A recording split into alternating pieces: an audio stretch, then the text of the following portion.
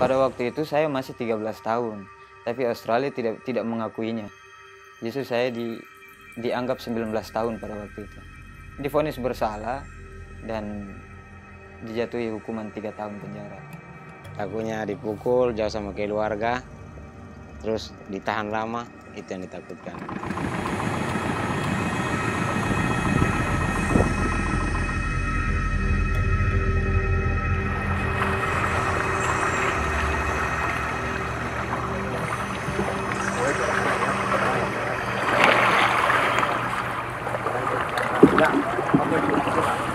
Di penjara mereka dapat makan, mereka bisa olahraga secara rutin. Ya, dari sudut saya, mereka tuh senang di sana meskipun di penjara. Kesal sih, marah. Karena seharusnya mereka lah yang jadi kekuatan kami selama di sana kan. The Indonesian government at all levels and at the very highest levels was aware of the situation. The Indonesian government didn't want to do anything.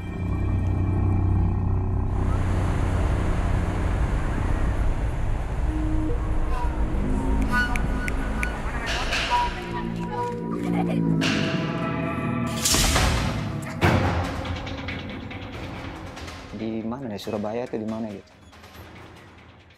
Itu kaget benar saya, karena tiba-tiba ada sekumpulan manusia 50 lebih loh penumpang waktu itu. Datang dengan perahu kayu biasa, di tengah laut, bukan di darat. Tiba-tiba naik kayak orang yang mau diserang aja nih, naik serobot. Mereka rame-rame naik ke kapal kan. Saya bilang ini apa lagi? Saya tanya sudah sama bapak tua itu. Katanya dia bilang, katanya kamu tenang saja, nanti juga tahu kita mau kemana.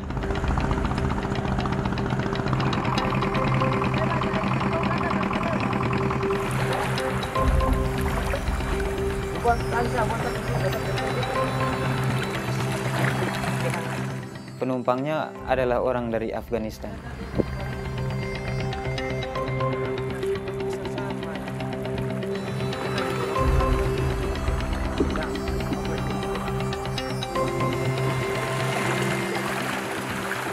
Ya, memang agak seram sih untuk pertama kalinya melihat angkatan lautnya orang Australia, apalagi bule kan, orang yang besar-besar. Sementara saya waktu itu kan masih kecil sekali. Itu hanya bilang saja kalau itu antar muat beras waktu itu. Tapi kagetnya yang naik itu orang-orang.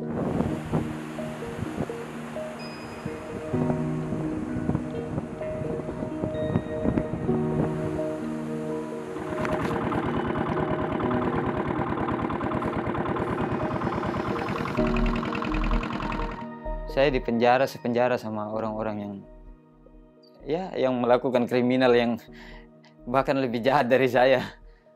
Kami disatukan penjaranya.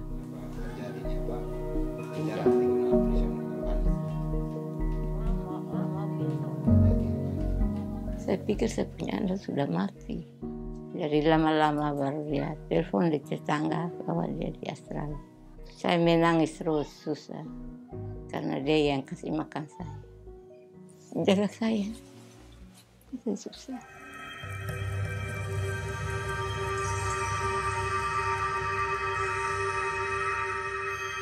Konsulat Indonesia kalau berkunjung cuman ngasih kita buku Al-Quran terus sama buku-buku bacaan, ya cuman itu aja. Sementara untuk kasus kami yang masih di bawah umur sih, saya rasa nggak ada responnya sama sekali.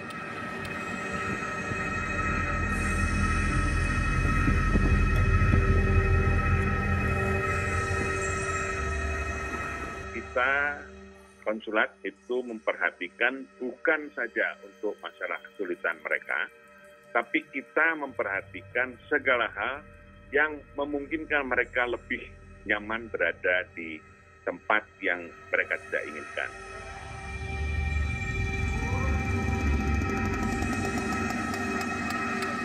Alhamdulillah.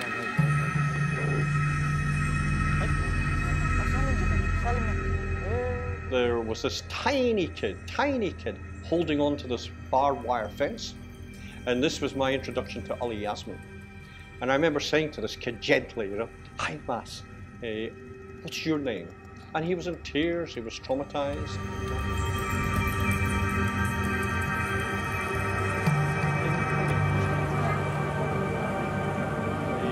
I believe very strongly that the Commonwealth of Australia willfully and knowingly imprisoned the children. Jadi yang saya pikirkan sekarang adalah saya harus dapatkan kompensasi ganti rugi atas selama masa tahanan saya. So under the below this? Yeah. It's like to the lawyers. Okay.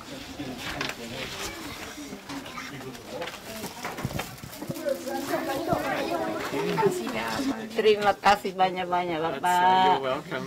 Okay. Sama-sama. Saya pokoknya saya sudah senang. Saya harap untuk pengacara dong bisa dapat uang untuk saya bisa beli minyak atau apa bisa dagang pakai. Ya Allah, lindungilah saudara kami Erwin Prayoga ya Allah.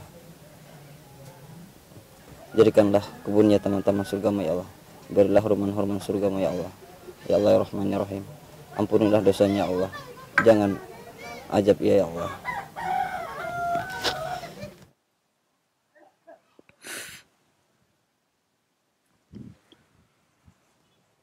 Gak tega aja ingat kalau waktu dia sakit. Saya dengar katanya kalau belum sembuh, belum pulang, belum boleh dipulangkan. Tapi kenapa sampai di sini baru sebulan dia sakit lagi? Kenapa begitu? Katanya makanya saya pengen tahu kenapa dia itu dipulangkan kalau belum sembuh.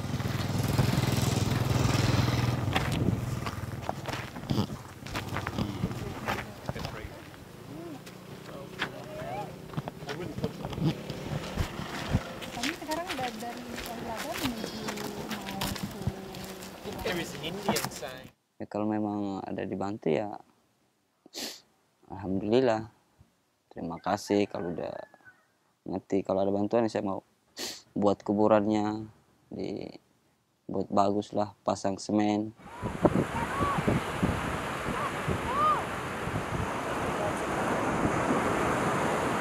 Saya pikir Australia harus bertanggung jawab atas Erwin. Kalau saya dapat kompensasi ya terutama ya buat usaha dulu. Saya pengen ngebahagiain orang tua juga sih, termasuk sama anak istri saya.